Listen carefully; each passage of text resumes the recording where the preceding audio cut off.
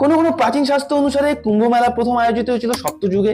তবে সত্যযুগে প্রথম কুম্ভ ঠিক কবে এবং কোথায় আয়োজিত হয়েছিল তা কিন্তু স্পষ্টভাবে কোথাও উল্লেখ করা নেই। সমুদ্র মন্থনের পর থেকেই কুম্ভ মেলা আয়োজিত হয় বলে প্রচলিত বিশ্বাস। কোনো কোনো বিশেষজ্ঞ জানাচ্ছেন যে কুম্ভ মেলা 850 বছরের বেশি পুরনো। আদি শঙ্করাচার্যের হাত ধরেই প্রথম কুম্ভ মেলা শুরু হয় বলে অনেকে জানাচ্ছেন। আবার ইতিহাসবিদদের অনেকে বলেন যে গুপ্ত যুগে কুম্ভ মেলা প্রথম আয়োজিত হয়, আর সম্রাট হর্ষবর্ধনের আমলেই কুম্ভ আয়োজিত হতো বলে প্রমাণ পাওয়া গিয়েছে। সম্রাট হর্ষবর্ধনের আমলে যে কুম্ভ মেলার আয়োজন হতো তার প্রামাণ্য নথি পেয়েছেন ইতিহাসবিদরা। প্রখ্যাত চীনা পর্যটক হিউয়েন সাং তার ভারত সফর সম্পর্কিত গ্রন্থে কুম্ভ মেলার কিন্তু উল্লেখ করেছেন। প্রয়াগের 3 নদীর সঙ্গমে হর্ষবর্ধন প্রতি 5 বছর অন্তর কুম্ভ মেলার আয়োজন করতেন। সেখানে তিনি নিজের সর্বস্ব এমনকি নিজের পরনের বস্ত্রটুকুও দান করে দিতেন, এমনই বলা হয়েছে।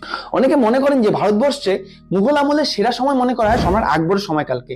হিন্দুদের তীর্থের উপরে কর তুলে নেওয়া সহ আকবরের একাধিক সিদ্ধান্ত কুম্ভ মেলাকে লালিতও করে।